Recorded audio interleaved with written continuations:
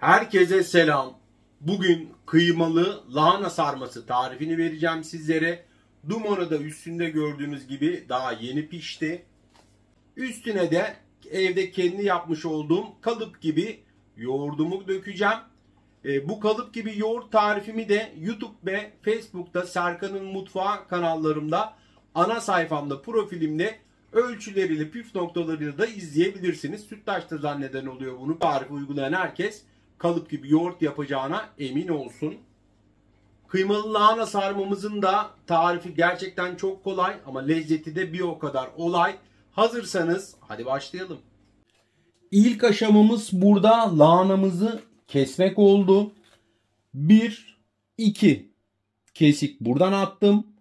Bir buradan, bir de buradan, yani kare haline getirdik. Çoğunuz zaten bunu biliyorsunuzdur.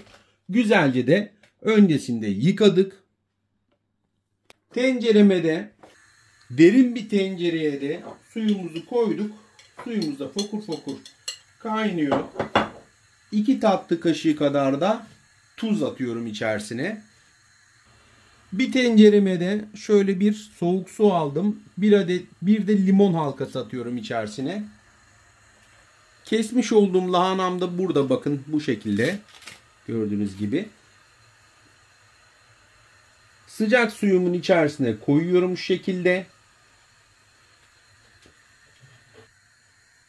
Şöyle yapraklarından da ayırıyorum.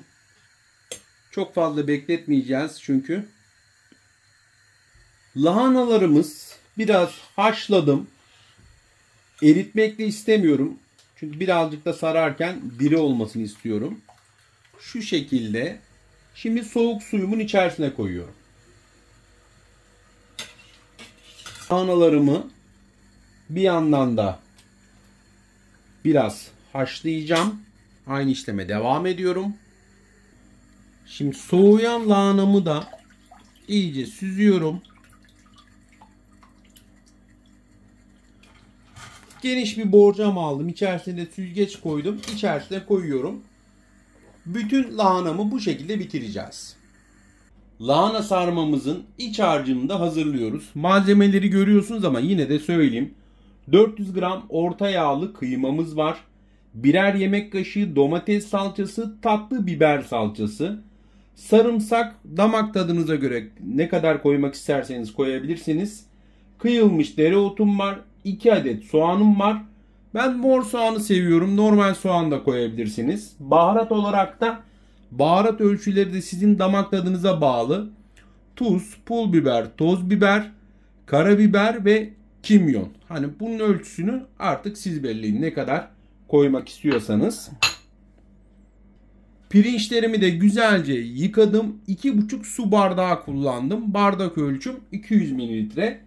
Şimdi pirinçlerimi içerisine ilave ediyorum. Baharatlarımı da şöyle ilave ediyorum. Biraz da sıvı yağ gezdiriyorum. Yoğuracağız. Bir tane de örnek olarak sarıyorum arkadaşlar. İç harcımı şöyle koyuyorum. Çok az da koymuyorum. Çok da koymuyorum. Çoğunuz zaten biliyorsunuzdur bunu. Kenarlardan katlayarak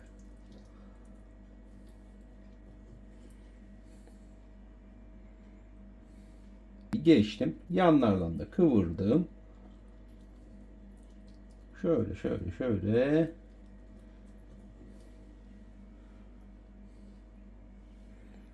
Sarmamız hazır. Sardığımız yere hepsini koyuyorum. Evde de daha önceden kalan buzlukta kemikleriniz varsa buzu çözüldükten sonra böyle tencerenin dibine ben koyuyorum. Daha güzel de bir lezzet verir.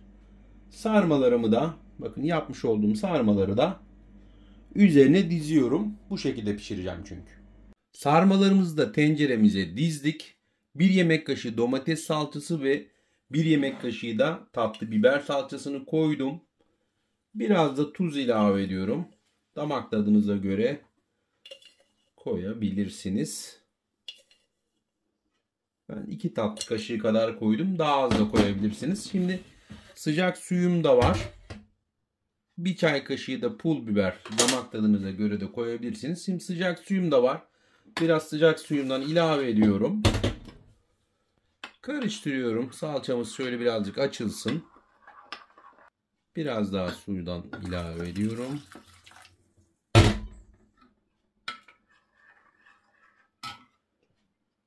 Biraz daha ayçiçek yağı ilave ediyorum. Şimdi tenceremi şöyle alıyorum. Sosumuzu da şöyle gezdirerek döküyorum.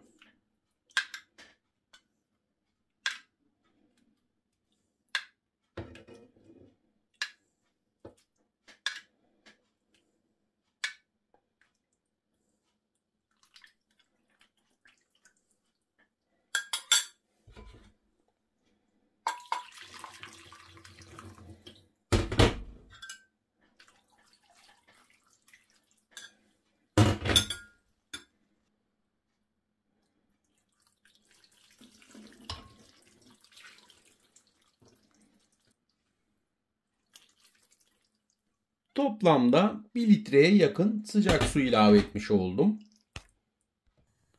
Sarmalarım hazır. Şöyle bir de tabak koyuyorum. Kapağını da kapatıyorum. Fokurdamasını bekleyeceğim. Fokurdadıktan sonra da kısık ateşe alacağım. Lahana sarmamız artık pişti. Şöyle tenceremi de üstten de sizlere göstereyim. Gayet güzel duruyor. Şimdi servis tabağıma da alacağım. Arkadaşlar şöyle tabağıma da koyuyorum.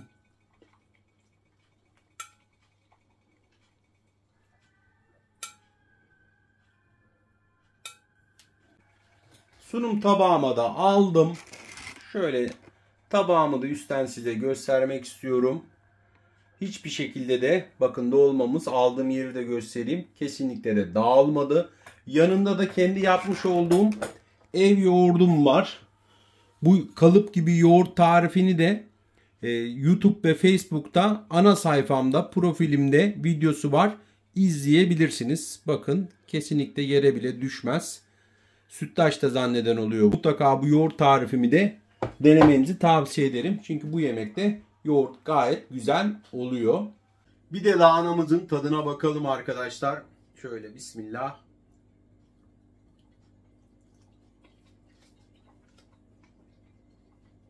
Gerçekten çok çok lezzetli. Kesinlikle denemenizi de öneririm. Hem lahana sarmamı hem de bu kalıp gibi yoğurt tarifimi YouTube ve Facebook'ta Serkan'ın Mutfağı kanallarımda, ana sayfamda, profilimde de izleyebilirsiniz. Deneyenlerden yorum bekliyorum. Sizleri de seviyorum.